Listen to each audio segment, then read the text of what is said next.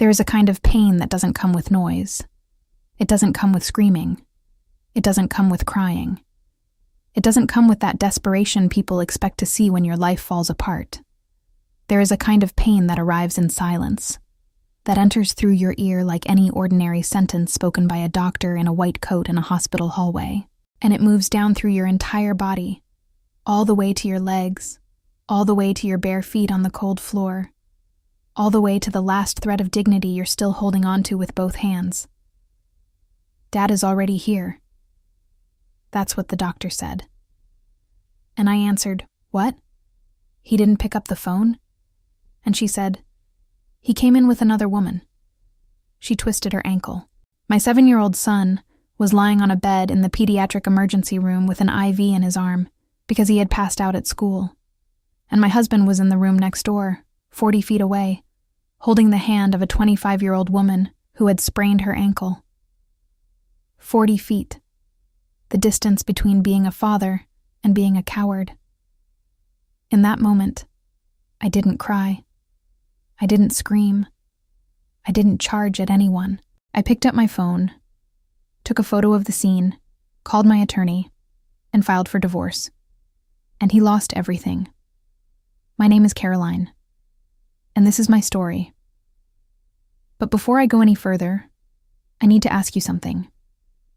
If you're listening to me right now, whether it's morning, afternoon, or the middle of the night, wherever you are in the country, I want you to subscribe to this channel.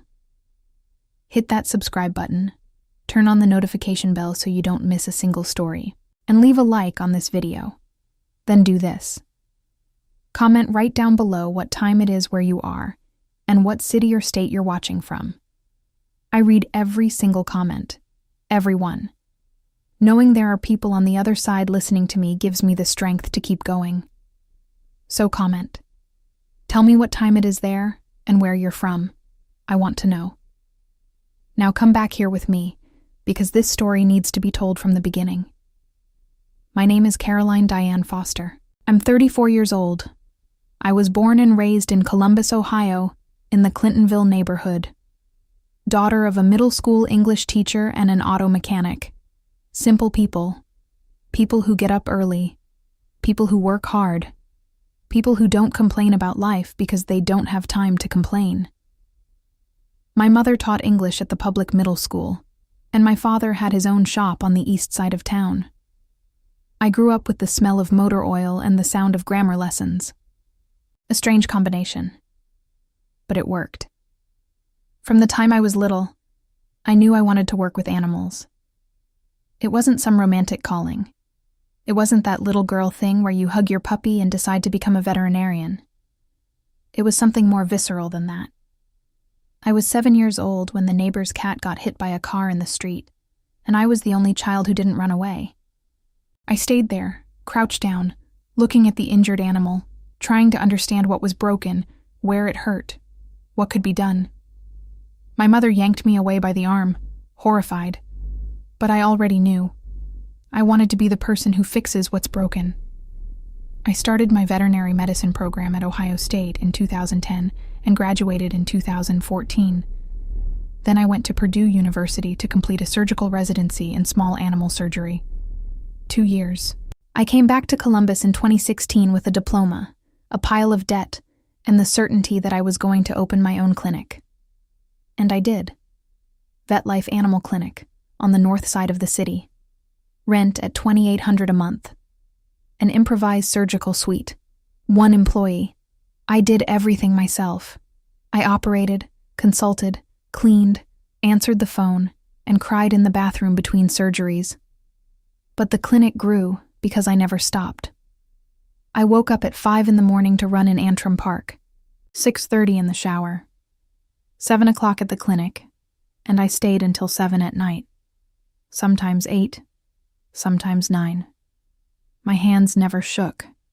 I'd open a dog's abdomen, remove a tumor from a cat, set a rabbit's fracture, suture a parrot bite. My hands were steady. Always. They didn't shake with blood. They didn't shake under pressure. They didn't shake with an animal dying on the table while the owner sobbed on the other side of the door. They were a surgeon's hands. trained, stable, reliable, until November 12th, 2024. But I'll get there. First, I need to talk about him, about Tyler. I met Tyler Foster Reynolds at the gym near Easton Town Center. I had just come back from my residency. I was setting up the clinic, stressed, too thin, eating poorly, sleeping worse. I needed to exercise. A friend kept pushing me. "Caroline, you're going to have a heart attack before you're 30. Go to the gym. Hire a personal trainer." So I went, and I hired Tyler Foster Reynolds, 28 years old at the time, 6'2", a gym body, obviously, tattooed arm, one of those tribal designs on his left bicep that every guy was getting in 2012, thinking they were being original. And on his right forearm, a phrase in cursive letters, "Strength and Honor." The irony of that tattoo only became clear years later. Perfectly shaped beard, hair with a clean fade, wide smile, white teeth, eyes that looked at you like you were the only person in the room. He had that gift, that talent for making every woman feel like she was special. I found out later it was because he practiced it on all of them. "Nice to meet you. I'm Tyler. I'm going to transform your body." That's what he said on the first day. He did transform it. My body and my life. Too bad he destroyed both of them afterward. Tyler had graduated from Ohio State with a degree in exercise science in 2012. He worked as a personal trainer at the gym and had private clients in the afternoons. He was making around $3,800 a month at the time. Variable income. Depended on how many clients he could get. No car of his own. He lived in a small apartment near the short north with a roommate. He spent more on supplements and gym clothes than he did on rent. But he was good-looking and funny, and he knew how to listen. Or at least he knew how to pretend to listen, which in the beginning amounts to the same thing. When I talked about the clinic, about my fears, about difficult surgeries, he would look me in the eyes with that focused attention and say things like, "You're incredible, you know that? I've never met a woman this strong." And I, who spent 10 hours a day with my hands inside animals and never received a compliment from anyone, I melted. We dated for a year. He was attentive, present, affectionate. He brought flowers to the clinic. He showed up with food when I forgot to eat lunch. He picked me up after long surgeries. He massaged my shoulders in the car. He told me I was the woman of his life. And I believed him. Because when you love someone, you don't investigate. You don't question. You don't look at their emotional track record and ask for references. You trust. And blind trust is the worst kind of surgery. You open your chest with your eyes closed and hope you don't cut anything vital. Benjamin was born in 2017, before the wedding. A surprise. I was in the middle of an intense stretch at the clinic. Revenue was growing. I had just hired another employee. And suddenly the test came back positive. I sat down on the clinic bathroom floor between appointments, my hands still smelling like antiseptic, and I cried. Not from sadness, from fear.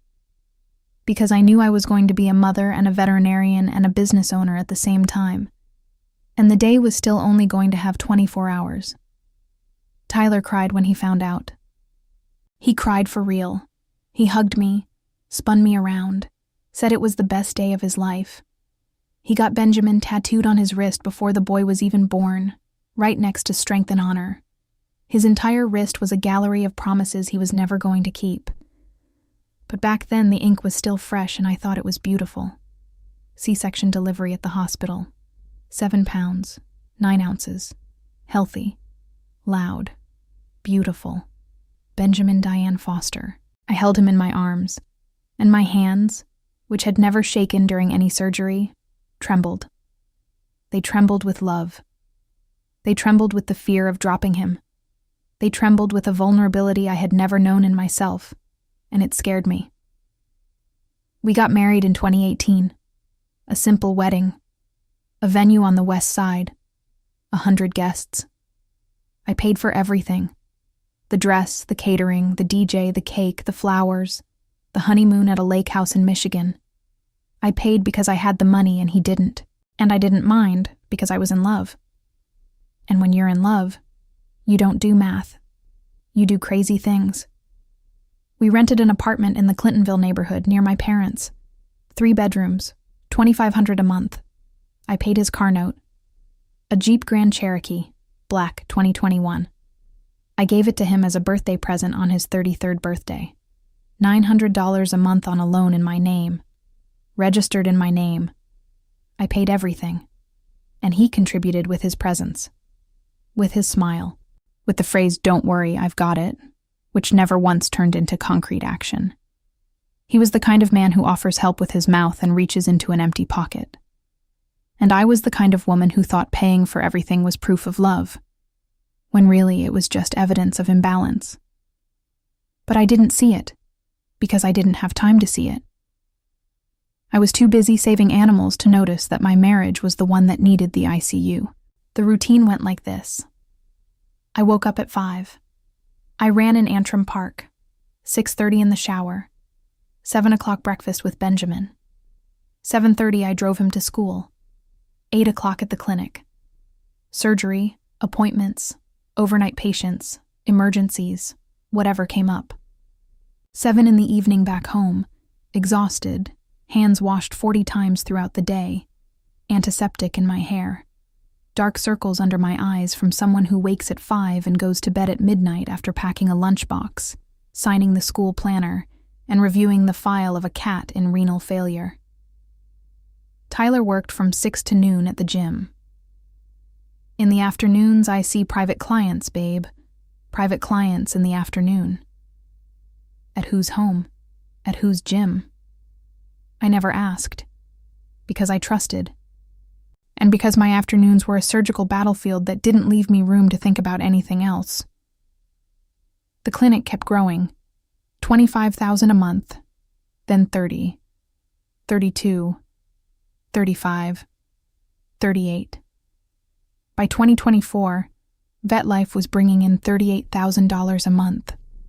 I was taking $12,000 as my salary, paying rent, school tuition, car payments, groceries, and health insurance. Tyler was making $5,500.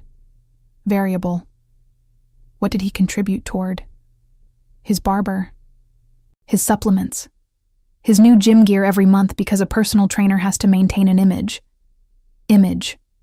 That was Tyler's word. He checked his reflection in every reflective surface he could find. Store windows, elevator mirrors, his darkened phone screen, car windows, clinic glass. If there was a surface that bounced his reflection back at him, he stopped and checked. He fixed his hair, flexed his bicep, smiled at himself. Functional narcissist, he worked perfectly in public. He charmed everyone, and inside he was a hollow void that needed to be filled with other people's admiration 24 hours a day. And when the admiration of one woman isn't enough, a narcissist goes looking for another one. Alyssa appeared in March of 2024. Alyssa Pierce Campos, 25 years old, a nutrition student at a state university, junior year, blonde. The kind of body that comes from training 6 times a week. Brand name leggings, brand name sports bra, a clean Instagram. Alyssa.fit.official, 11,200 followers, bikini photos by the pool, squat videos with motivational captions. She hired Tyler as her personal trainer, private sessions in the afternoon at a gym on the east side of the city. By April, it was an affair. I don't know exactly when the glute workout turned into something else.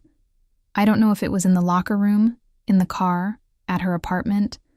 I don't know the details, and honestly, I don't want to know.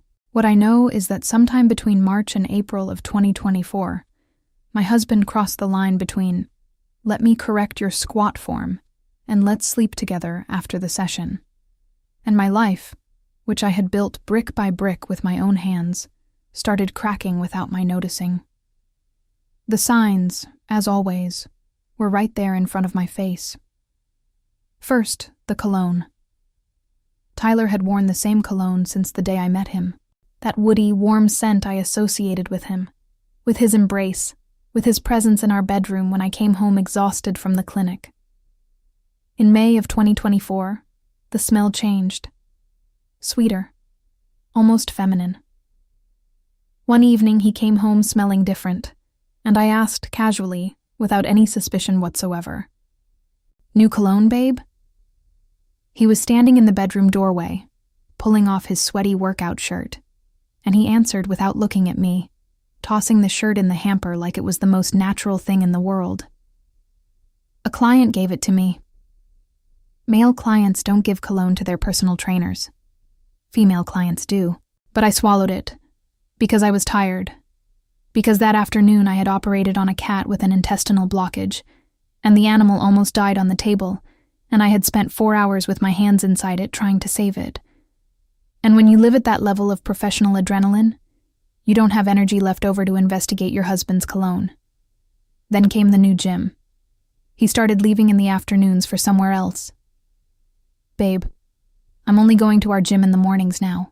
In the afternoons, I'm going to train at a new place on the east side to build up my client base."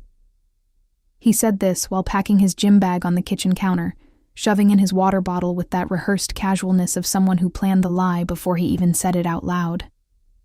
I was feeding Benjamin dinner, cutting chicken into small pieces because he still didn't like chewing big chunks. The east side, the part of town where Alyssa had her apartment. But I only found that out later. In the moment, I just nodded, said, "Okay," and went back to cutting my son's chicken, and the phone. The phone was always face down on every surface. The lock screen password had been my birthday, 0805. He changed it. I saw him typing one time and didn't recognize the sequence. He left the room to take calls. He went to the bathroom, closed the door, spoke quietly.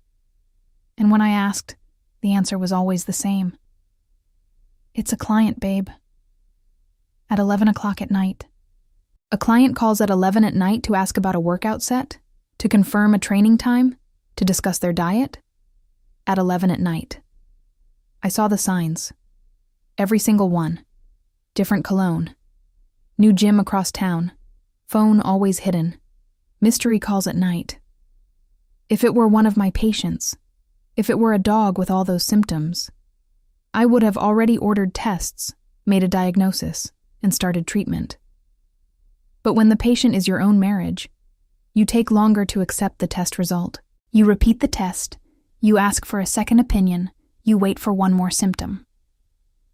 Because admitting the diagnosis means accepting that the treatment might be amputation, and I wasn't ready to amputate.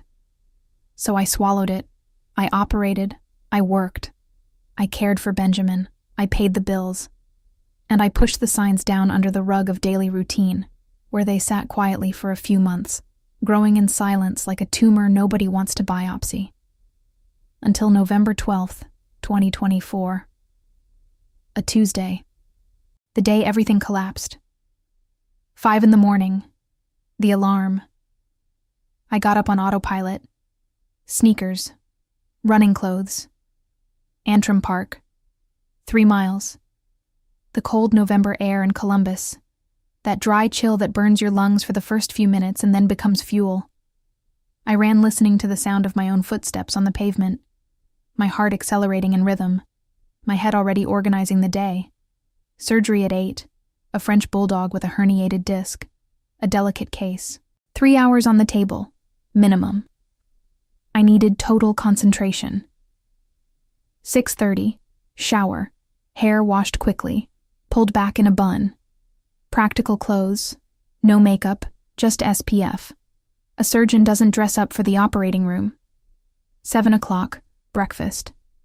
I set the table the way I did every morning. Sliced bread, white cheese, banana, cantaloupe, fresh orange juice. Everything cut, everything arranged, because Benjamin was methodical about food. He liked to see things organized on his plate, just the same way he organized his plastic dinosaurs on the shelf in his room. He had 14. He knew the name of every single one, including the ones adults can't pronounce. Triceratops, Ankylosaurus, Pachycephalosaurus. He said those names with the same ease he said Mom and Dad. That morning, I was leaving earlier than usual.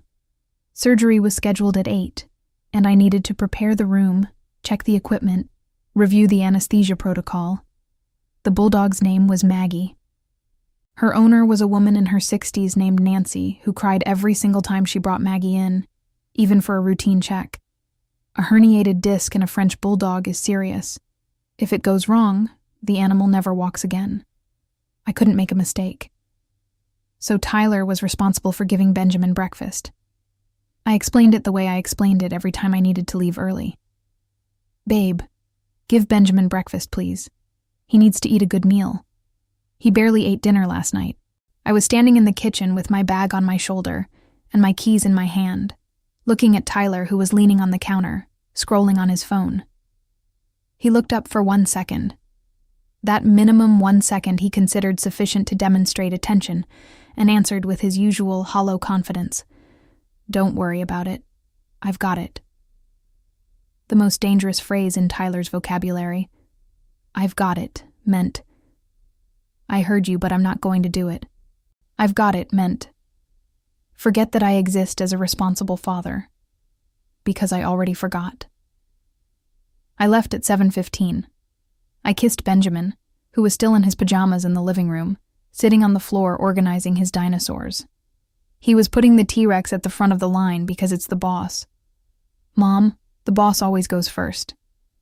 Eat a good breakfast, okay, sweetheart?" "Okay, Mom." That carefree, "okay, Mom," of a 7-year-old boy who trusts that the world is going to work out because Mom and Dad are there, because grown-ups handle everything, because nothing bad happens when there are big people around. I left, drove to the clinic, got there at 7:40, prepared the room. At 8, Maggie arrived. Nancy, her owner, eyes already welling up. "Doctor, do you think everything is going to be okay?" I held her hands, my hands steady, holding her trembling ones. "Nancy, I'm going to do my very best. Maggie is strong. You're the best vet in Columbus. I'm the most stubborn one, which is a good start." She laughed through her tears. I took Maggie inside. Anesthesia, intubation, monitoring. Patricia, my veterinary surgical technician, monitoring the vitals. Dr. Hugh, my surgical assistant, preparing the operative field. Scalpel, incision, spine exposed, layer by layer, muscle, fascia, bone, the herniated disc compressing the spinal cord, delicate, millimeter by millimeter. One wrong movement, and Maggie never moves her hind legs again. My hand steady, as always. 9:47. My cell phone rang on the counter, on silent, but the screen lit up, illuminating the stainless steel surface of the table. Patricia glanced sideways. "Dr. Caroline, it's from Benjamin's school." I can't answer. I'm working on an open spine. Back to the surgical field. Concentrate. I needed to remove the disc fragment without touching the spinal cord. Millimeters. Controlled breathing. Maggie's monitor beeping steadily. Heart rate. Oxygen saturation. Everything within range. It rang again. And again. "Doctor, they've called 3 times. I didn't lift my head, but my stomach clenched. A school that calls 3 times is not a message. It's not a note about a field trip.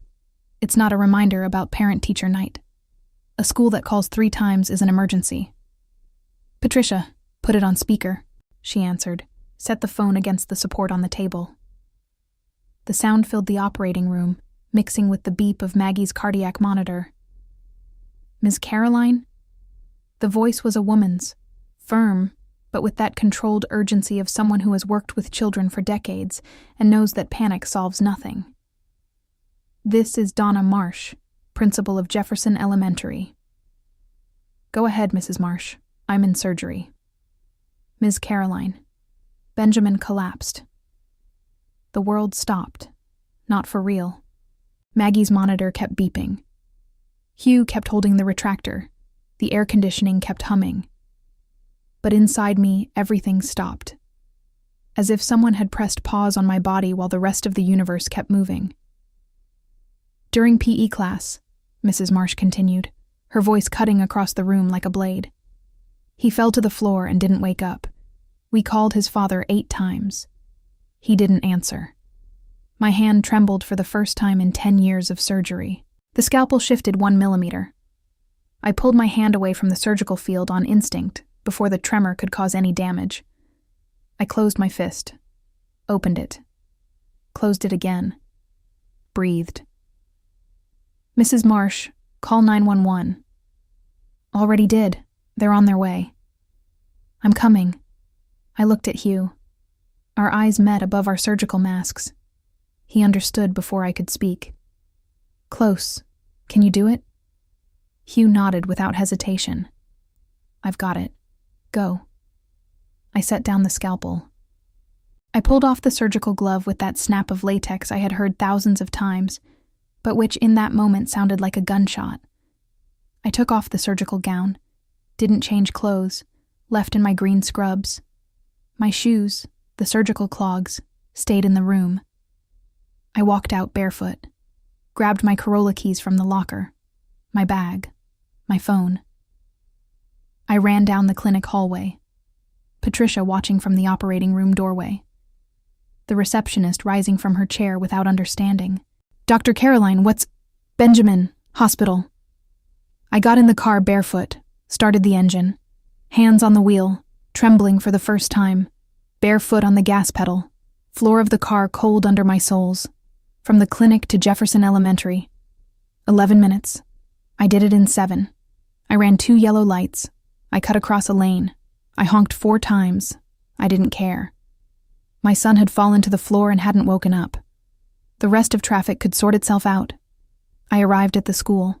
The ambulance had already taken Benjamin. The gate was open. Mrs. Marsh was at the door. Small woman. Gray hair pinned back. Glasses on her face. 12 years as principal. She had seen everything, but her face was tight with worry when she saw me step out of the car barefoot in green surgical scrubs, with the look of someone who had just come out of a war. They took him to University Hospital, ER. Mrs. Marsh walked toward me, holding me by the arm as if she thought I might collapse right there. He was conscious when they left, but weak, very pale. And the father? Her expression shifted, hardened. Didn't answer Ms. Caroline. We called 8 times, sent messages, nothing. 8 times. The school called my son's father's emergency contact 8 times, and got voicemail 8 times. While my 7-year-old son was lying on the floor of a gymnasium, pale, unconscious, frightening his classmates and teachers, the father didn't answer 8 calls. Because his phone was on silent. Because he was busy. Because Alyssa had texted him at 7 in the morning saying her roommates had gone out and she was alone in the apartment, and he gave my son a pack of Oreos instead of breakfast, buckled him into the car, dropped him at school, and went across town to train Alyssa, while Benjamin sat on a school bench with an empty stomach, with cookies and milk where there should have been eggs and fruit and juice, with an empty tank, being sent to PE class to run and jump and move around, with his blood sugar crashing, with a 7-year-old body trying to run on a cookie and collapsing to the gym floor in front of his classmates. I gripped the steering wheel of my car so hard my knuckles turned white, breathed once, twice. I swallowed the scream that wanted to come out. Swallowed the urge to call Tyler and say everything I was feeling. Swallowed it because I needed to get to the hospital. I needed to see my son. I needed to be a doctor first and a betrayed wife second. I drove to the University Hospital ER. 6 minutes. I parked in the ambulance bay because there was no other space, and I was in no condition to drive around looking for a spot. I got out of the car barefoot. Green scrubs. Hairnet. Smelling of antiseptic.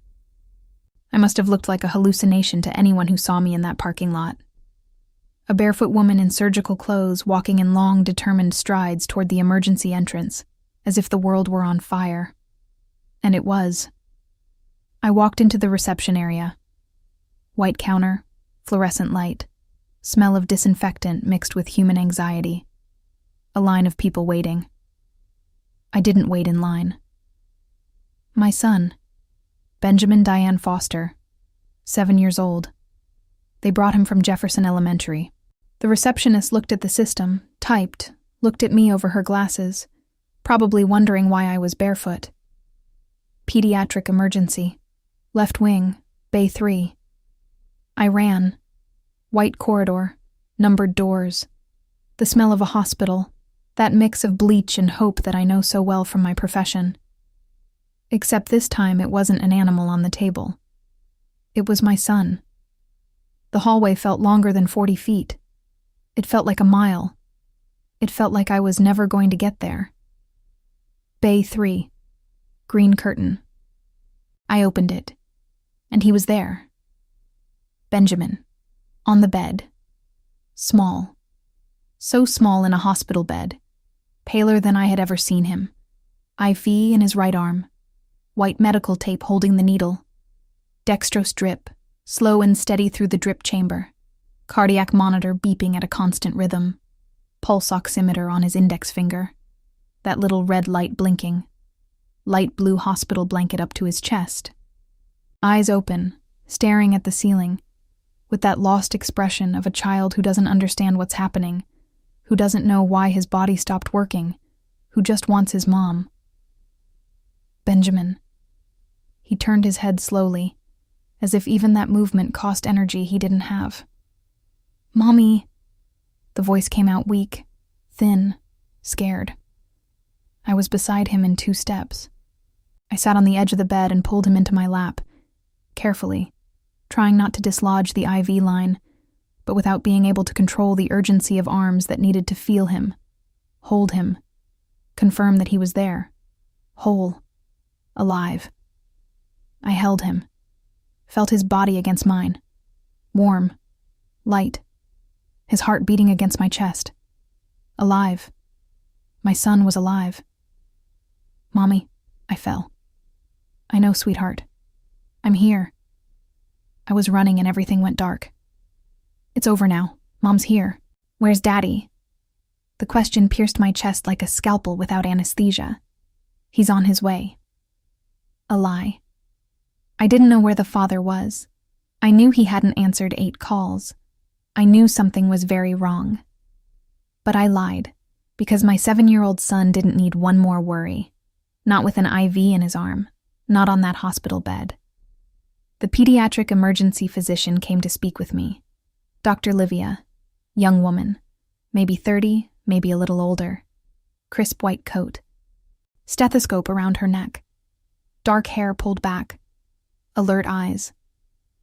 Professional, but with the softness of someone who cares for children and knows the mother needs information, but also needs calm. I was still holding Benjamin, who had rested his head on my shoulder and was quiet, eyes half open, exhausted. Ms. Caroline, Benjamin had severe hypoglycemia. She spoke clearly, pausing to give me time to process each word. Blood glucose of 42 on admission. Normal for his age is above 70. He didn't eat an adequate breakfast, and his body couldn't handle the physical activity. Mild dehydration as well. The dextrose drip is already correcting it, and his glucose is up to 61. It will normalize. 42. Blood glucose of 42 in a 7-year-old boy. Because his father gave him Oreos instead of breakfast. Because his father was in a hurry to go see his 25-year-old girlfriend. Because his father looked at his son and decided that a pack of sandwich cookies was enough to sustain an entire morning of school with a PE class. I felt a rage so deep it had no name. Not the hot rage that explodes into screaming. It was cold, surgical, precise. The rage of someone who has already made the decision before knowing all the facts, because the facts she already had were enough. He's going to be okay? He will. I'm keeping him under observation for 2 hours. But, Ms. Caroline... Dr. Livia hesitated. She looked at Benjamin in my lap, then at me. She lowered her voice slightly, like someone about to say something delicate. Dad is here. I froze. What? He didn't pick up the phone. He arrived about 20 minutes ago, but didn't come to pediatric emergency. She paused, choosing her words carefully. He came to orthopedic urgent care. Right wing. Orthopedic urgent care? He brought a young woman in, twisted ankle. They're in Bay 7, right wing. I stood still, holding my son, looking at Dr. Livia, trying to make my brain process what she had just said, because the words made sense individually. Orthopedic, young woman, ankle. But together, in that context, in that hospital, at that moment, they formed a sentence I couldn't accept. My husband was in the same hospital as my son, at the same time, 40 feet away. Not because he came to see his son, because he brought his mistress in for a sprained ankle. My son passed out in the left wing. My husband with his mistress in the right wing. 40 feet of hospital corridor between them. The distance between being a father and being a coward. I eased Benjamin back onto the bed carefully. Adjusted the blanket. Ran my hand through his hair. He was already nearly asleep again, his exhausted little body surrendering to the drip that was restoring what his father had taken from him through haste and neglect. Sleep, sweetheart. Mommy will be right back. He held my hand for a moment, his small fingers squeezing mine. Then let go. He slept. I stepped out of the bay, closed the curtain, leaned back against the wall in the hallway, and breathed. Once, twice, 3 times. I felt the cold floor against my bare feet. I felt the smell of the hospital. I felt my scrubs damp against my body with sweat I hadn't even realized was there. I picked up my phone. Called the clinic. Patricia, is Maggie okay? Yes, Dr. Caroline. Hugh closed beautifully. She woke up well from anesthesia, vitals stable. Stay with her. The clinic is yours. Benjamin is stable. I'm handling things here. I hung up, put the phone in my scrub pocket and walked from the left wing to the right wing. 40 feet of corridor, white floor, fluorescent light, disinfectant smell, the sound of my bare feet on the cold floor. 1 step, 2, 3, each step firmer than the last, each step carrying more certainty, more cold rage, more clarity. I wasn't going there to make a scene. I wasn't going to cry. I wasn't going to beg for an explanation. I was going to document. Because I'm a surgeon, and surgeons don't operate in the dark. Surgeons need images, X-rays, MRIs, visual evidence to know exactly where to cut. Bay 7. Sign on the wall. Orthopedic urgent care. Blue curtain. Closed. I stopped in front of the curtain and breathed. I felt my heart beating hard, but controlled.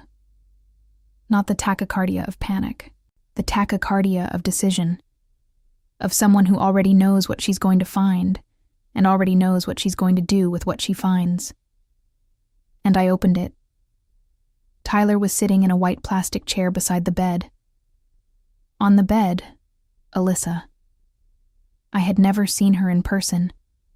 Only in photos on Instagram, which I had found 2 weeks earlier when I finally gave in to curiosity, searched the gym and personal trainer on Google, and landed on her profile and saw the photos with Tyler in her stories, tagging him as the best trainer in the world with fire emojis.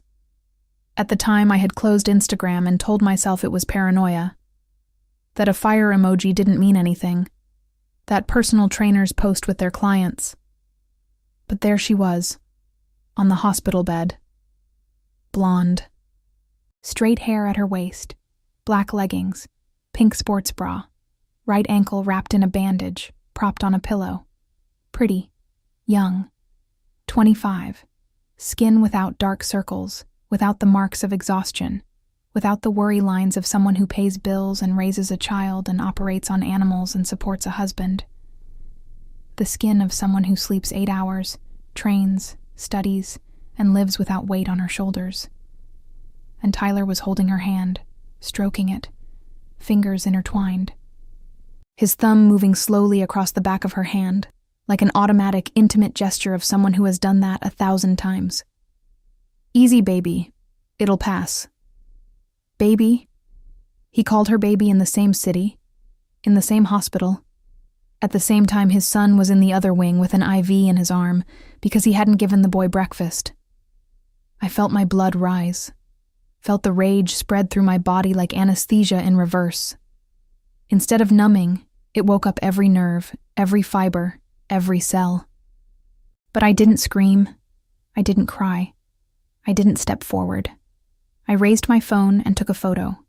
One, clear, silent, flash off. Both of them in frame. Him holding her hand, her on the hospital bed, him with his back to the curtain. He didn't see me, didn't hear me. He was too busy being the devoted husband of the wrong woman. I took another photo of the hallway showing the sign on the wall. Bay 7, Orthopedic Urgent Care. Another one from farther back, showing the other sign at the opposite end. Pediatric Emergency, same hallway. 40 feet. 2 signs. 2 worlds. Negligence and betrayal connected by a hospital corridor. 3 photos. 5 seconds. Then I opened the curtain all the way with both hands at once. The metal rings scraped across the rail. The sound cut the silence of the bay like an alarm. Tyler. My voice came out firm, controlled. No screaming, no crying, no tremor. The voice of someone who has already decided everything and is only communicating the decision. He turned around and his face melted. There is no other word for it. It melted. The color drained out. His eyes went wide. His mouth opened and closed without sound. The hand released Alyssa's as if it burned, as if the touch that seconds before was a caress had become a hot coal. Caroline. He stuttered my name, choked on it. Stumbled over the syllables the same way he had stumbled over decency, responsibility, and the honor tattooed on his arm. I looked at him, then at Alyssa, then back at him. Your son is in the left wing, Bay 3. He passed out at school, hypoglycemia, blood glucose of 42, because you gave him Oreos instead of breakfast, because you were in a hurry to come here and train her. Each sentence was a scalpel, precise, clean, no excess, no wasted emotion. I operated that conversation with the same technique I used in surgery. I opened, I exposed the problem, I showed the damage, and I made it clear there was no suture possible. Tyler opened his mouth, closed it, opened it again. He looked like a fish out of water, gills working uselessly, searching for the oxygen of an excuse that didn't exist. I looked at Alyssa. She was white. The color had drained from her face. She was looking back and forth between me and Tyler, trying to piece together the puzzle that had just fallen apart in front of her. You're his client? The afternoon one. Alyssa blinked. Swallowed. The hand Tyler had been holding seconds before was now gripping the bedsheet tightly. Is he married? Her voice came out high, disbelieving, and she looked at Tyler with an expression that mixed rage and panic. Tyler didn't answer. He stared at the floor, at his own shoes, at his own hands, the same hands that had been stroking another woman's while his son was in agony down the hall.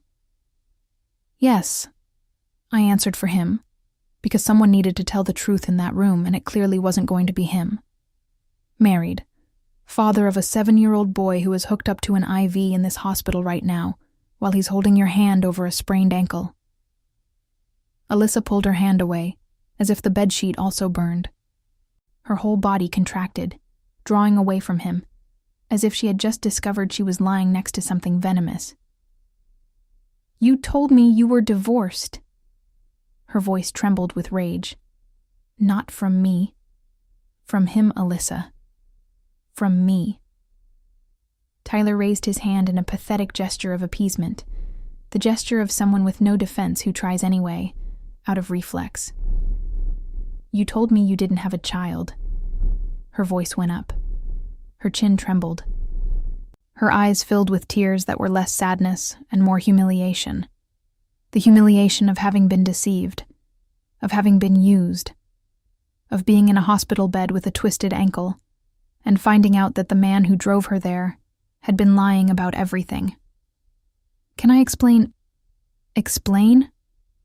Alyssa let out a bitter, cutting laugh that echoed through the bay and probably reached the hallway. I am in urgent care with my personal trainer who told me he was single, and his wife is here in surgical scrubs because their son collapsed down the hall. How exactly are you going to explain that?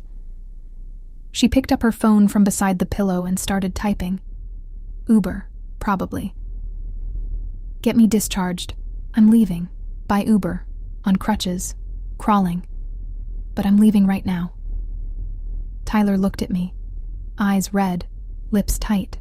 Jaw locked in that way he always had when he knew he was cornered and there was no way out. When the lie wouldn't fit anymore, and the truth was too big. Caroline. I'm sorry. His voice came out thick and broken. I made a mistake. I looked at him.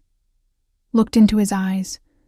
Those same eyes that had made me fall for him at the gym, that lit up when he called me an incredible woman, that cried when Benjamin was born, that now were red with guilt and fear and smallness. Tyler. I breathed deeply, not to calm myself. I was already calm.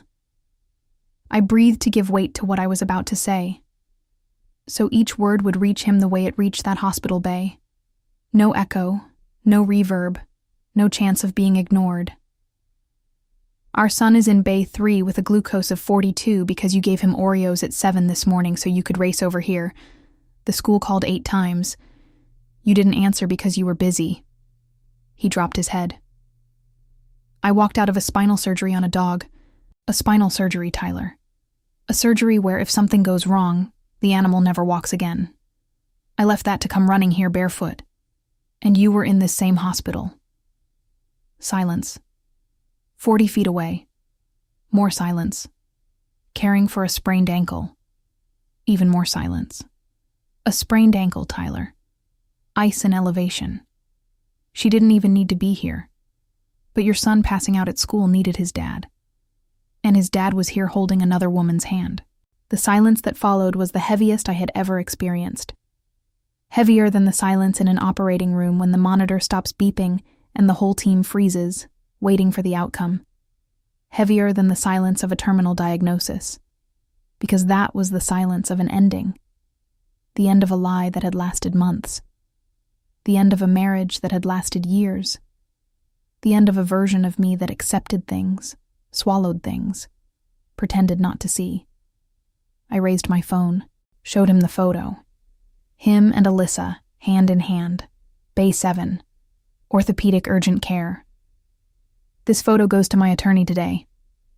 Caroline, please, go see Benjamin. Bay 3, left wing. I put the phone in my pocket, looked at him one last time. If he asks where you were, make something up. You're good at that. I turned. I walked out. I moved down the corridor. 40 feet back, barefoot, green surgical scrubs, hairnet, hands at my sides. Still, steady, as they had always been, as they always would be. In the middle of the hallway, between orthopedic urgent care and pediatrics, I stopped. I leaned against the wall, felt the cold of the surface against my back through the thin fabric of my scrubs. I closed my eyes for 3 seconds. 3 seconds only, not to cry, to organize. I opened my eyes, picked up my phone, and dialed. Rachel. Dr. Rachel Villanueva. My attorney. My running partner on Saturday mornings. The woman who ran beside me in the park, and who was now going to run beside me on a much more important track. The phone rang twice. Caroline. Her voice was the voice of someone who was in the middle of something. Papers. A meeting. A deposition. But who recognized something in the tone of the call. What happened? Your voice sounds strange. I was looking at the wall across the hall. A sign indicating bathrooms. Another indicating the exit. Exit. What a good word. What a right word for the moment. Rachel, I'm at University Hospital. Benjamin passed out at school. Hypoglycemia. He's stable. Oh, thank God. I heard the relief in her voice. I heard a chair shift as if she had straightened up, giving full attention. And Tyler is here at the hospital.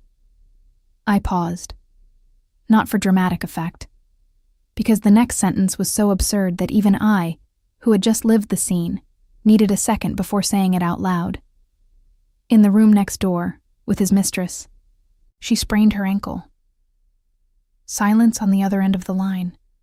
The silence of a lawyer processing information, of a friend processing betrayal, of a woman processing the indignity done to another woman. Caroline, say that again. My son collapsed. The school called Tyler 8 times. He didn't answer because he was with his mistress. She twisted her ankle. He drove her to the ER. To the same ER where they took my son. Benjamin was in pediatric emergency, and Tyler was in orthopedic urgent care with the woman. 40 feet away.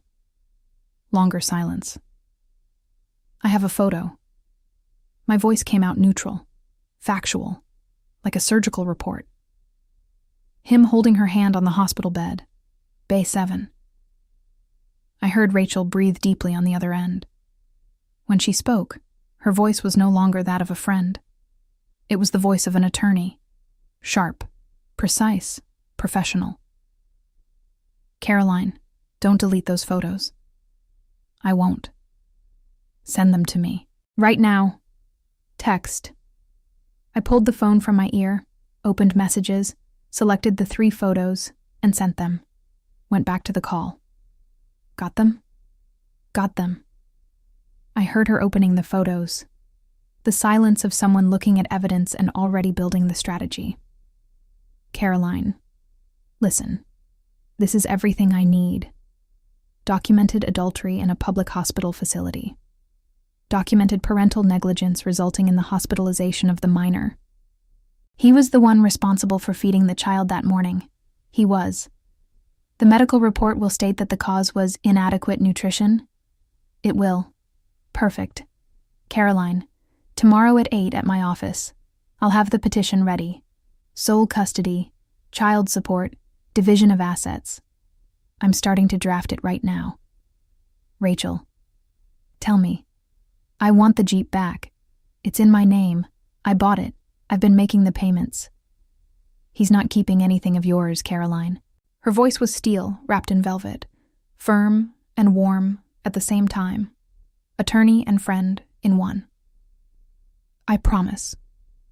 I hung up, put the phone away, breathed, and felt, for the first time during that entire morning of chaos, a thread of peace. Not the peace of someone who found a solution. The peace of someone who found a direction. Of someone who stepped out of the fog and saw the road, even if the road was made of stone and she was walking it barefoot. I went back to Bay 3. Benjamin was awake, sitting up on the bed, his little legs dangling over the edge, eating a banana the nurse had given him. Color was coming back to his face, still pale, but better. The monitor showed a glucose of 78, rising, normalizing. Mommy, I want to go home. I sat down beside him, put my arm around his shoulders, pulled him close. He snuggled against me the way he had since he was a baby. That perfect fit of a child in a mother's arms that no change in size ever alters. We're almost ready, sweetheart. The nurse said I passed out because I didn't eat enough. He bit the banana. Chewed. Thoughtful. But I did eat the cookies Daddy gave me. Cookies aren't breakfast, baby. I told Daddy. I said, Dad, where's the real food? And he said, eat the cookies. Dad's in a hurry. I closed my eyes, pressed my lips together, breathed through my nose. The rage I thought I had already controlled came back like a silent tsunami. Eat the cookies. Dad's in a hurry. In a hurry for what? To go meet the 25-year-old woman across town, while his son sat at a school with an empty stomach being sent to run around in PE class. Starting tomorrow, Mommy is always going to make you a real breakfast. every day, with whatever you want on your plate. Can I have a dinosaur made out of scrambled eggs? Done. He smiled. And that 7-year-old smile, with the front tooth missing, banana on his cheek, sticky little fingers, that smile was the only thing that mattered in the entire world at that moment. Where's Daddy? Before I could answer, the curtain opened. Tyler, standing, red eyes, devastated face. The posture that had been straight and proud, the personal trainer who checked his reflection in every surface, was now hunched, caved in. The posture of a man who knows he's been caught and has nowhere to hide. I'm here, champ. His voice tried to sound normal, tried to sound like the same dad as always, as if nothing had happened, as if he hadn't spent the past few hours in the other wing holding another woman's hand. But the voice cracked. The normalcy didn't fit. Benjamin smiled, opened his arms without grudge, without suspicion, with the pure trust of a child who still believes his father is a hero. Dad, I passed out. I know, buddy. Tyler stepped forward and kissed Benjamin's forehead. I saw his hand tremble as he touched the boy's hair. Trembling with guilt, not with love. Although he probably didn't know the difference. Where were you, Dad? I wanted you here. Tyler looked at me. I looked at him. Our eyes met, and in that crossing was everything that couldn't be said in front of a 7-year-old boy with an IV in his arm. There was rage, pain, disgust, disappointment, and a silent question from me that said, "Are you going to lie to him too?" Tell him, Tyler. My voice came out low, just for him to hear. Tell him where you were. He opened his mouth, closed it, dropped his head. Silence. He was at work, sweetheart, but he got here as fast as he could. I said it. I lied for Tyler, not for him, for Benjamin. Because my 7-year-old son didn't need to know. Not yet. One day he would understand. One day he would grow up and piece things together and understand why Mom and Dad split up and why Dad picks him up every other weekend now. But not in that bay. Not with an IV in his arm. Not at 7 years old. Some lies protect. And some truths can wait. The 2 hours of observation passed slowly. I stayed by Benjamin's side the entire time.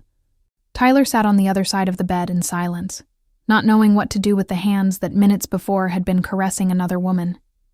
He tried to speak to me twice. Both times I looked at him and said, only moving my lips without sound, "Not now." Dr. Livia returned at 2 in the afternoon with the final report. Glucose normalized, 93.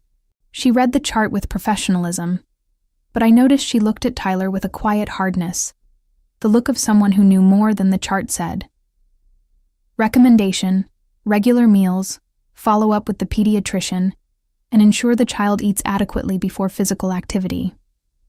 On the part about ensuring the child eats adequately, Dr. Livia looked directly at Tyler. He lowered his head, the same head that used to lift proudly in front of every mirror. Benjamin was discharged. He had the IV removed with the bravery of someone who had already decided that collapsing at school was a cool story to tell his friends. "Mom, can I say I almost died?" "You didn't almost die, sweetheart." "But can I say I almost did?" "You can, but only a little." In the parking lot, I buckled Benjamin into his car seat, kissed him on the forehead. He was already nearly asleep again, his 7-year-old body exhausted by a day nobody should ever have to live. Tyler came up behind me, stopped 2 feet from the car, hands in his pockets, the posture of someone who wants to speak and knows he has no right. "Caroline, we need to talk." I closed Benjamin's door gently, carefully, and turned to face him. The afternoon sun of November in Columbus hit the parking lot and made the asphalt gleam. The air was cool and dry. "We'll talk with our attorneys tomorrow." "Please, Caroline." He stepped toward me, extended his hand as if he could reach out and undo everything, as if the touch he had used on Alyssa could be recycled to convince me. I stepped back. His hand stayed in the air. Empty. Without a destination. Tyler. I walked out of a spinal surgery. I came here barefoot. I carried our son in my arms. Each sentence was a verdict. Each pause was a period. Because you were 40 feet away taking care of a 25-year-old's ankle. The conversation we need to have isn't a couple's conversation. It's a legal one. I got in the car, started the engine, adjusted the rearview mirror and saw Benjamin asleep in his car seat. Saw Tyler standing in the parking lot, getting smaller in the mirror as I drove away. Tattooed arm, strength and honor, without either. I drove home on autopilot, hands on the wheel, steady, looking straight ahead, without crying, without trembling, without swerving. The streets of Columbus passing outside the window like a film I was watching from the outside. Traffic, cars, people living their normal lives while mine was split down the middle. I got home, lifted Benjamin from the car carefully. He woke up in my arms, murmured, "Mom, I'm hungry," and went back to sleep. I put him in bed, changed him out of his school clothes, into clean pajamas, pulled the blanket over him, put the T-Rex on the nightstand because he always slept with the T-Rex nearby. I went to the kitchen, sat down in a chair, looked at the table where, at 7 that morning, I had set out the breakfast that was never eaten. The bread was still there, the fruit was browning, the juice was warm in the pitcher, and beside the table on the floor, the open pack of Oreos with 3 cookies missing. 3 cookies. The breakfast my husband decided was enough for our son. And then I cried. I didn't cry in the ER. I didn't cry in Bay 7. I didn't cry in the hallway. I didn't cry in the parking lot. I cried in the kitchen of my own home.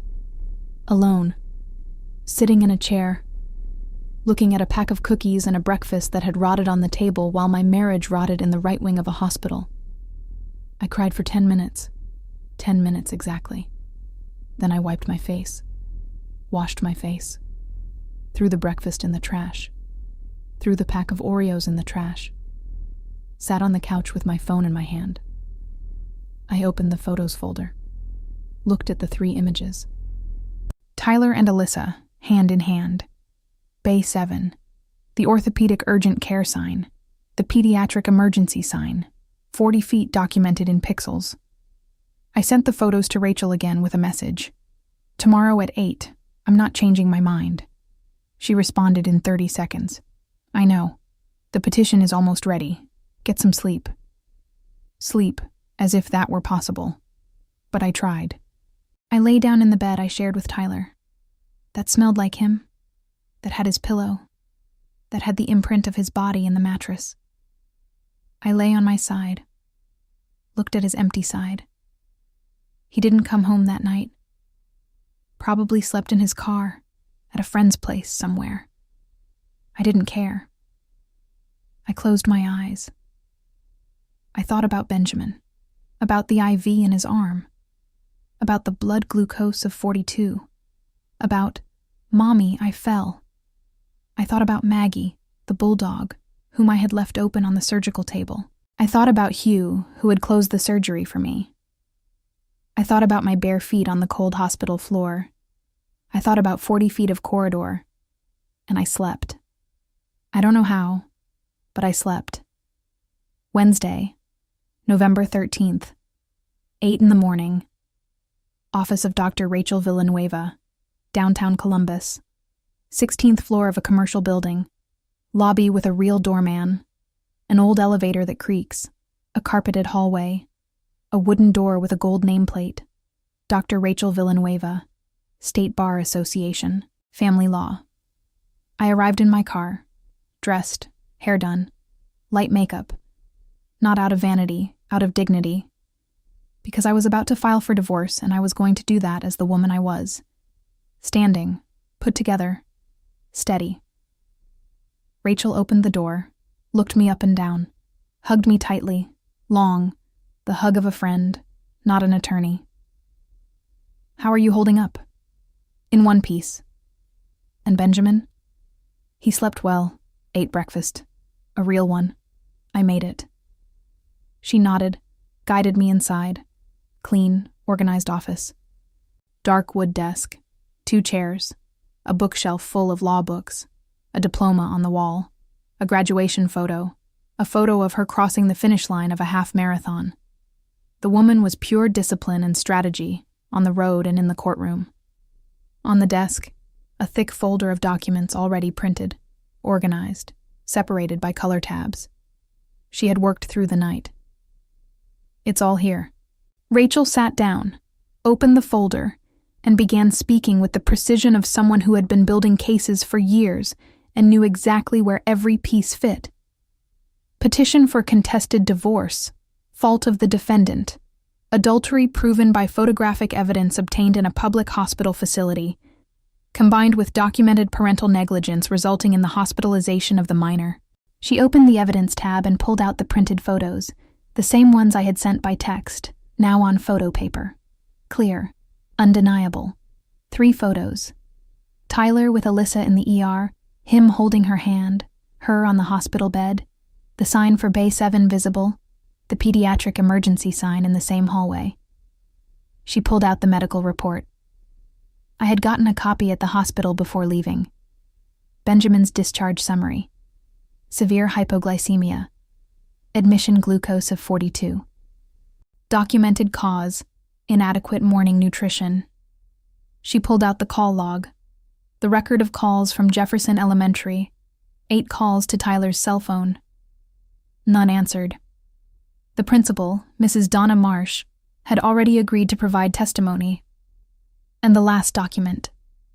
A statement from Dr. Livia, the pediatric emergency physician, confirming that the father arrived at the hospital through the orthopedic urgent care wing, accompanying another woman, while the minor was in pediatric emergency. Rachel closed the folder and looked at me. Caroline. He has no defense. My requests. She opened another tab. Sole custody of Benjamin, you, child support. 30% of Tyler's documented income. Division of marital assets. You keep everything that's yours. The clinic. The car. Your savings. He keeps what's his. She paused. Which is nothing, because everything was yours. Everything was always mine. And the Jeep Grand Cherokee is mine. It's in my name. I bought it. I've been making the payments. I know. I already reviewed the documentation. The purchase and the registration are both in your name. He only uses it. It'll come back to you. The petition was filed on November 14th, Domestic Relations Court of Franklin County. The case number I memorized like a phone number. 2024 DR 009482. Tyler was served on November 18th, at the gym, in the middle of his shift, in front of his coworkers. The process server walked in, asked for Tyler Foster Reynolds, and handed him the envelope while he was between clients. In his gym polo shirt, his whistle around his neck, his stopwatch on his wrist.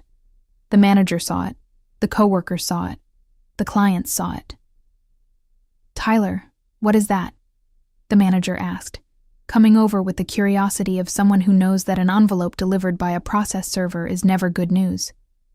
Nothing.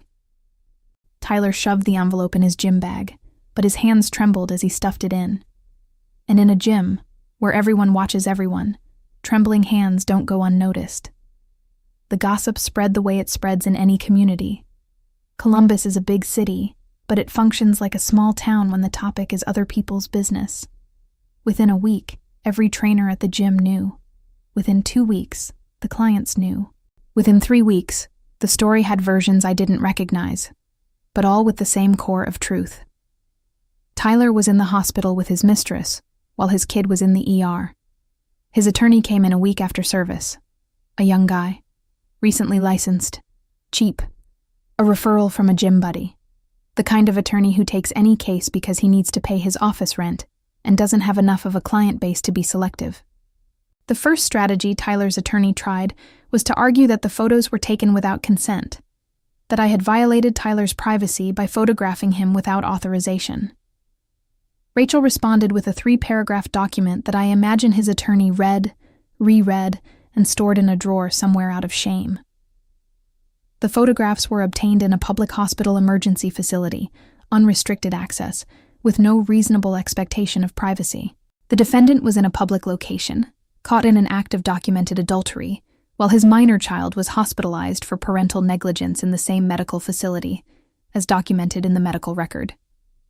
The family court judge, the Honorable Antonio Marcos, scheduled the hearing for January of 2025. I spent November and December preparing, working, operating, caring for Benjamin, paying bills, keeping the clinic running, keeping life running. Tyler moved out the day after he was served. I didn't ask him to. He left, packed a bag of clothes, and went to a friend's place. The Jeep stayed in the garage. I took the key, kept it. He didn't ask for it back. He knew he had no right. The days that followed were the strangest of my life, not the hardest. The hardest was the ER. The hardest was the hallway. The hardest was the 40 feet. The days after were strange because the house became quiet in a different way. Tyler's absence wasn't a void. It was a relief, like when a cast comes off and the arm finally moves again. It hurt a little, of course, but it could breathe. Benjamin felt it. Children feel everything, even what they don't understand. He asked for his dad every day. "Mom, why isn't Daddy here?" "Daddy is staying somewhere else for a little while, sweetheart." "Why?" "Because sometimes grown-ups need some time apart to work some things out." He looked at me. Did he do something wrong? 7 years old. 7 years old, and he already knew how to ask the question I was afraid to answer. He made some decisions that weren't good, but he loves you. That doesn't change. Is he coming back to live here? No, sweetheart. He won't be living here anymore. I pulled him into my lap on the couch. He snuggled in, his T-Rex in his hand, like always. Daddy is still going to see you. There will be days with Daddy. You guys will go places. He's still your dad. But I want him here. I know, and I had nothing more to say, because the whole truth was too large to fit inside the understanding of a 7-year-old boy. And the half-truth I could offer was insufficient to cure the longing. But it was what I had, and it was honest within the limits of what could be said. During those weeks, I held on to routine like a life preserver. I woke up at 5. I ran, not anymore to exercise, but to stop thinking. 6:30 in the shower. 7 o'clock breakfast with Benjamin. Real breakfast. Every day. Without exception. Eggs, fruit, toast, juice. Never another cookie in the morning. Never again. "Mom, can I bring a dinosaur to school?" "You can, but only one." "Then I'm taking the Ankylosaurus. He's got armor. Nobody can knock him down just like Mom." "Sweetheart, I'm not a dinosaur." "Yes, you are. You're an Ankylosaurus in a lab coat." He laughed. And when he laughed, the world held up another day. 7:30. I drove him to school. I dropped him off. I picked him up. I was the one responsible. 8 o'clock at the clinic. Surgery, appointments, overnight patients. The work saved me. The scalpel saved me. The routine of opening, repairing, and closing saved me. Because while I was operating, I wasn't thinking about Tyler. I wasn't thinking about the 40 feet. I wasn't thinking about his hand in her hand. I was thinking about the animal on the table, the exposed tissue, the suture, the next stitch, the next step. And at night, when Benjamin was asleep and the house went quiet, I sat on the couch with a cup of tea and let the pain come. I didn't fight it. I let it. Because pain that you push away comes back stronger. Pain that you let pass, passes. Rachel called every day, sometimes with case updates, sometimes just to ask how I was doing. "Strong, I'm proud of you. and she'd hang up. The Saturday runs continued, me and Rachel at the park. 3 miles without talking about the case, without talking about Tyler, just running side by side. The sound of shoes on the pavement, breathing in sync, the friendship that doesn't need words to function. In December, Tyler tried to find me. He called 3 times. He sent long messages, the kind of message a man who got caught sends. Paragraphs of apologies mixed with justifications mixed with self-pity. Caroline, I know I was wrong. I know I was the worst husband in the world. But I love you. I love Benjamin. Give me a chance to make it right. I read them. Didn't respond. Sent them to Rachel. Rachel read them. Responded, save them. Could be useful. But don't reply. I didn't reply. He showed up at the door one Sunday morning. I was making pancakes for Benjamin. The doorbell rang. I opened it. He was there. Thinner. Dark circles. Unshaved. No longer the perfectly groomed trainer's beard, but the face of someone who no longer looks at himself in the mirror with any pleasure. Wrinkled clothes. No Jeep. He was on foot. Caroline, please. 5 minutes. I looked at him. Felt something in my chest. Not love. Not longing.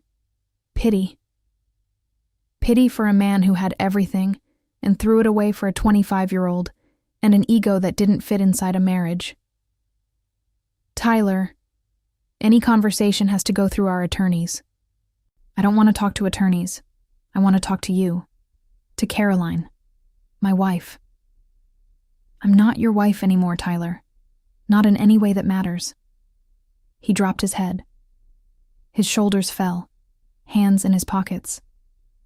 Can I see Benjamin? That I couldn't deny.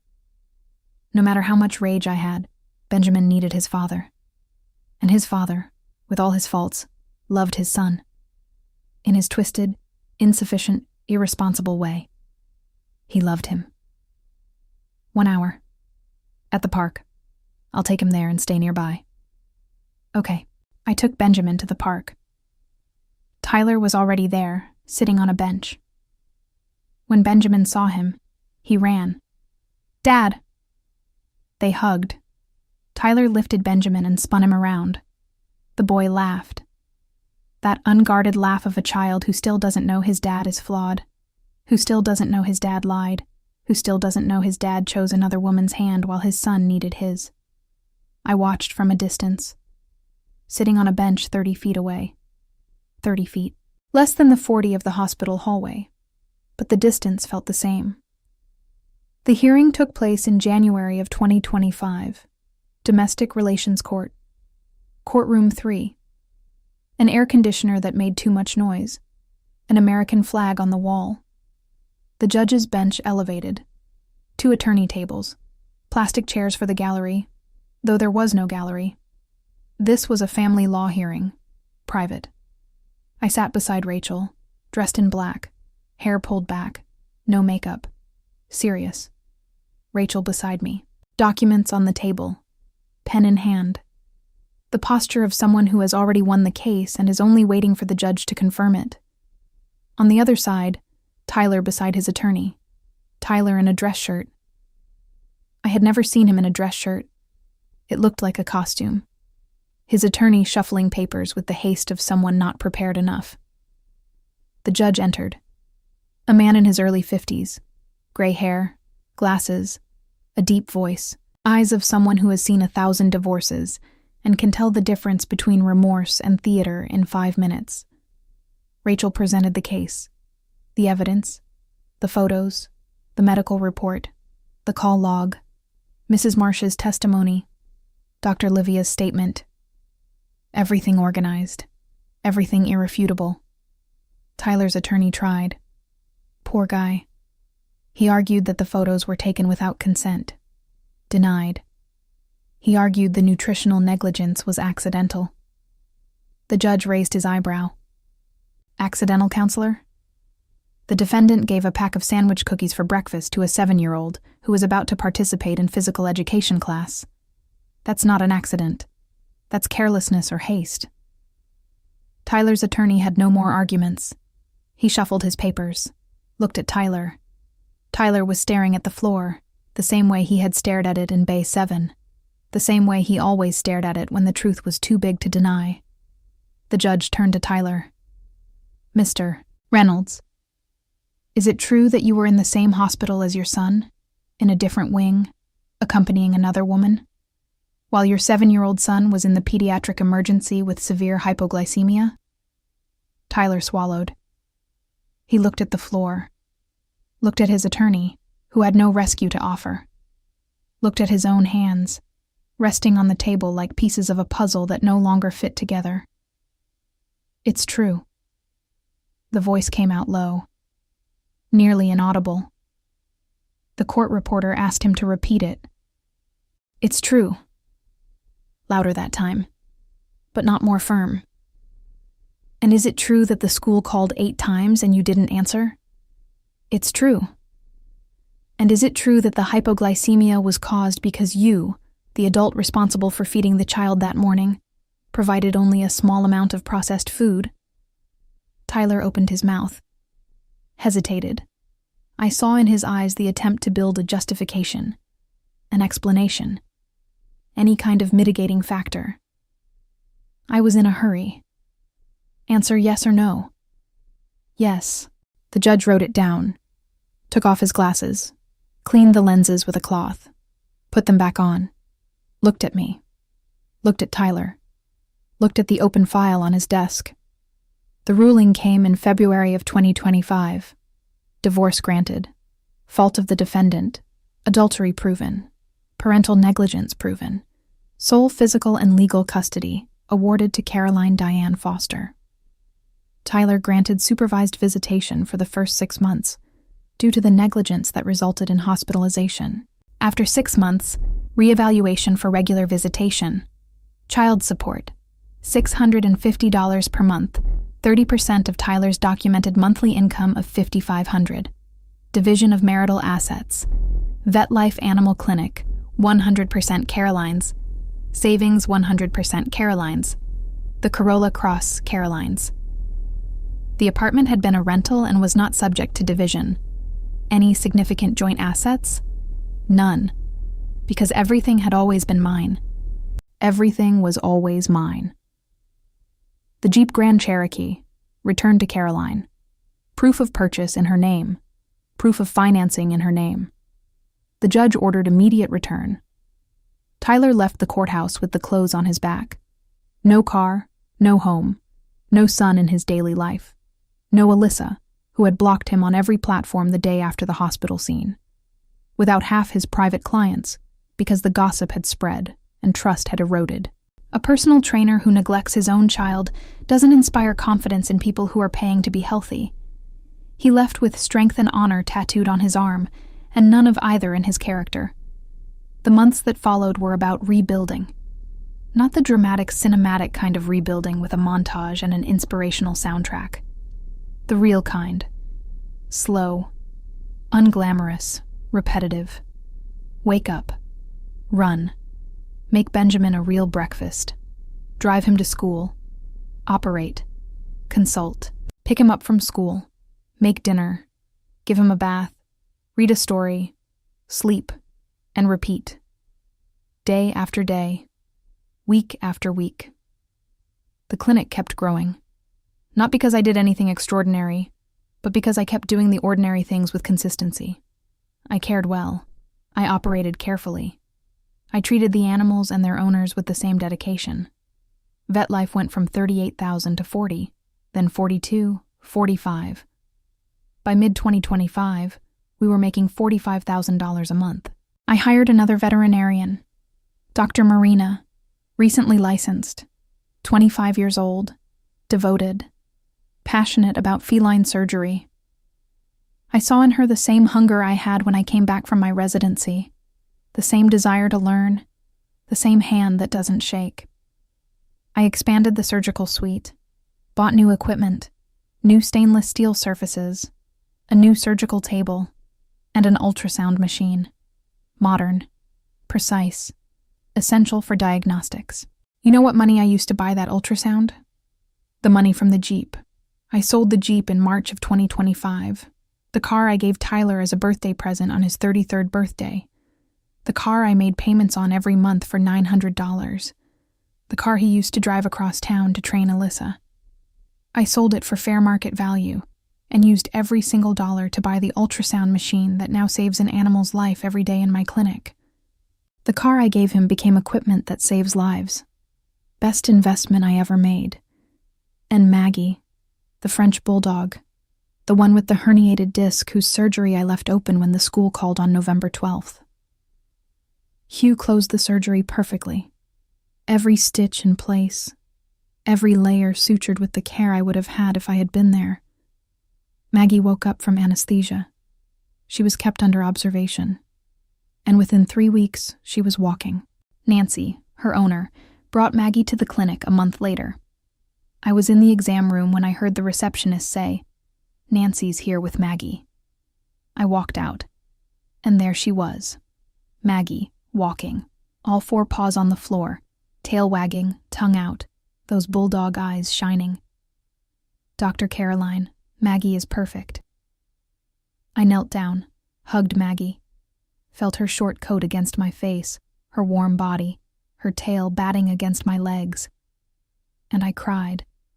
Not for Maggie. I cried for everything. Because that day I had left a spinal surgery to run to my son. And Hugh saved Maggie. And Dr. Livia saved Benjamin. And Rachel saved my future. And I saved myself. With 3 photos, 5 seconds, in a hospital hallway, barefoot, in green surgical scrubs, with hands that don't shake. Benjamin is 8 years old now, healthy, strong. He eats breakfast every day, every morning. I make eggs, fruit, toast, juice, sometimes pancakes, sometimes French toast, but always real food, always complete, never cookies. He has 16 dinosaurs now. Got 2 more on his birthday. He still organizes them by size on his bedroom shelf. Still knows every single name. Still brings one to school every day. "Mom, can I bring a dinosaur to school?" "You can, but only one." "Then I'm taking the T-Rex. He's the strongest, just like Mom." "Sweetheart, I'm not a dinosaur." "Yes, you are. You're a T-Rex in a lab coat." He laughs, and when he laughs, everything makes sense. All of the chaos makes sense. All of the pain makes sense. Because a child's laugh is the most powerful sound in existence. It's louder than a scream of betrayal, louder than an ambulance siren, clearer than a judge's ruling. Tyler picks Benjamin up every other weekend, by rideshare, because he no longer has a car. He lives in a studio apartment not far from the hospital. The irony. He works as a trainer at a small neighborhood gym. No air conditioning. Nothing like the place he lost. He makes $3,800 a month, owes $650 in child support, and the math leaves him very little for rent, food, transportation, and the ink on his arm he can no longer afford to remove. On visitation days, he shows up on time. He rings the bell. I open the door. We greet each other with basic decency because Benjamin is watching, and a child doesn't need to see his parents treating each other with contempt. He takes Benjamin to the mall, to the park, to the movies. Brings him back on time, every time without being late. Because he learned the hard way that the minimum a father can do is show up when he says he will. Benjamin loves the days with his dad. He comes home happy. He tells me what they did. He shows me the ice cream they shared, the movie they watched, the plastic dinosaur his dad bought at the gift shop. "Mom, Dad bought me a Spinosaurus." "That's awesome, sweetheart." He said the Spinosaurus is the biggest carnivore, bigger than the T-Rex. "That's true, but the T-Rex is still the strongest." It is. I don't say a bad word about Tyler to Benjamin. I never have, and I never will. Because Benjamin doesn't need to carry the rage that belongs to me. He needs to grow up knowing he has a father who is imperfect, who made serious mistakes, but who is present. Every other weekend by rideshare from a studio apartment is still present. And presence, even every 2 weeks, is still presence. Alyssa disappeared. She blocked Tyler on everything, switched gyms. I don't know if she changed cities. It doesn't matter. She was a victim too, in her own way. He told her he was divorced, that he had no children. She believed him, because when you want to believe something, you believe it. I know how that is. I believed in those afternoon private sessions for months. The difference between me and Alyssa is that I had a child with him, and a child transforms everything. It transforms rage into responsibility. It transforms the desire to destroy into the need to build. It transforms a betrayed woman into a woman who doesn't have time to stay trapped in the betrayal, because there's breakfast to make and a lunchbox to pack, and an animal to operate on, and a life to live. My name is Caroline Diane Foster. I'm 34 years old. I am a veterinary surgeon, owner of Vet Life Animal Clinic on the north side of Columbus, Ohio, mother of Benjamin, 8 years old, obsessed with dinosaurs. My hands don't shake. Not when an animal is dying on the table. Not when a husband is lying to my face. Not when my son is passed out in the emergency room. They trembled once, for 5 minutes, in the hallway of a hospital, barefoot, in green surgical scrubs, between the left wing where my son was lying with an IV in his arm, and the right wing where my husband was holding another woman's hand. 40 feet. The distance between being a father and being a coward. Then I picked up my phone, took the photos, called my attorney, and my hands stopped shaking. Because righteous rage is the best stabilizer that exists, better than any medication, better than any therapy. When rage comes from the right place, when it's born from protecting a child and defending your own dignity, it doesn't blind you. It clarifies. It steadies. It guides the hand that needs to operate. He lost the car, lost the house, lost custody, lost his mistress, lost his clients, lost his reputation, lost everything I had built that he was living off of, and he was left with the tattoo, strength and honor, without either. And I was left with Benjamin, with the clinic, with steady hands, with the ultrasound machine I bought with the money from the car that used to be his, with a breakfast table set every single morning, with the certainty that nobody will ever again give my son a pack of cookies instead of a real breakfast. Never again. Because I am a surgeon, and surgeons fix what is broken.